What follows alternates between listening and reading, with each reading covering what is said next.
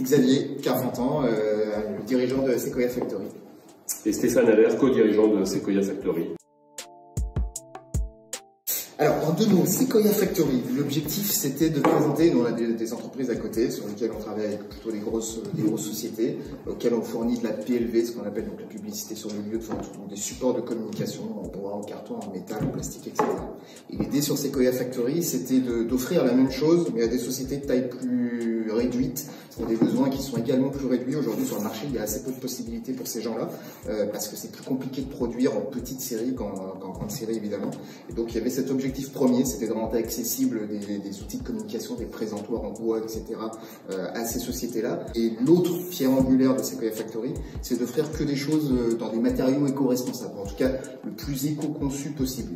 Tout n'est pas parfait, parce qu'aujourd'hui c'est difficile de faire parfait. Un exemple, le coton aujourd'hui, il est toujours produit en Inde ou en Asie, mais malgré tout, par exemple, on va plutôt utiliser du coton bio. Quand on fait des goodies, ils pourront peut-être être produits en Chine, mais dans du bioplastique par exemple, ou dans des choses voilà, globalement sont un peu mieux pour la planète que ce qui se fait aujourd'hui. Alors Sequoia Factory, pour une raison simple, c'est que, comme vient de le dire Xavier, ce que l'on propose aujourd'hui, ce que l'on propose à nos clients, sont des supports de communication, des outils d'aide à la vente qui sont conçus à partir, la plupart, de matériaux naturels. Aujourd'hui, les 3/4 de notre chiffre d'affaires sont faits par des présentoirs en bois, qui ne sont pas faits en séquoia, heureusement, parce que c'est un arbre qui pousse lentement et qui n'est pas si fréquent que ça. Mais on a choisi ce nom parce que d'une part, ça reflète donc les matériaux qu'on utilise. Ça, c'est pour la partie Sequoia. Pour la partie Factory, parce que notre métier est de fabriquer et de faire fabriquer des supports de communication. On n'est pas une agence de communication, mais on propose des outils tangibles d'aide à la vente. Donc Factory, c'est quelque chose de tangible, c'est une usine en anglais. J'ai associé deux mots qui représentent exactement qui on est. C'est la production d'outils éco-conçus, comme l'a dit Xavier, à partir de matériaux naturels. Très récente, elle a été créée après le premier confinement. Comme l'a dit Xavier, on a tous les deux des activités depuis une dizaine d'années dans le secteur de la communication, du marketing.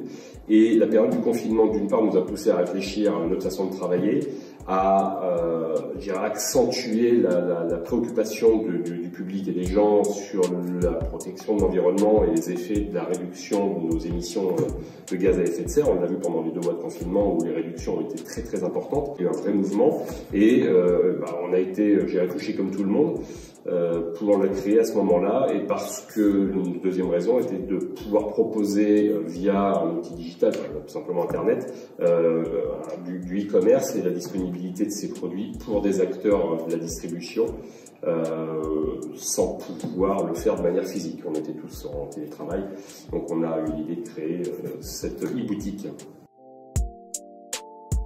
Pas particulièrement, le MAMA est un vrai écosystème où on a eu d'autres projets qui ont été créés au MAMA, qui n'ont pas tous duré dans le temps, mais le MAMA est un vrai écosystème avec, je dirais, de nombreux acteurs dans des secteurs très différents, que ce soit de l'ingénierie sur le e-commerce, que ce soit de la communication et du design, du user experience, du parcours utilisateur.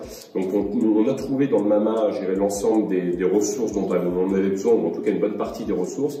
Puis au-delà de ça, on a les réseaux que l'on connaît par nos activités traditionnelles, que ce soit nos banques, etc.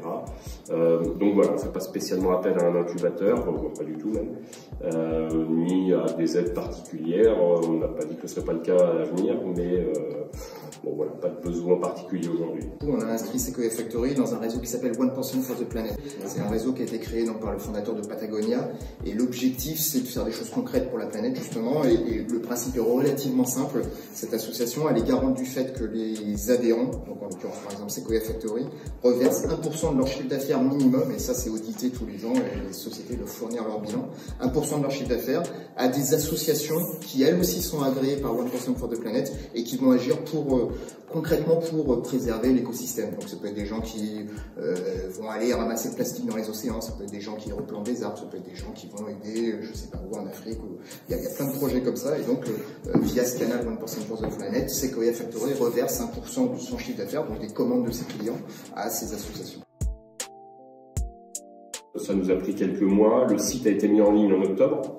Depuis, il ne cesse d'évoluer sur le contenu essentiellement.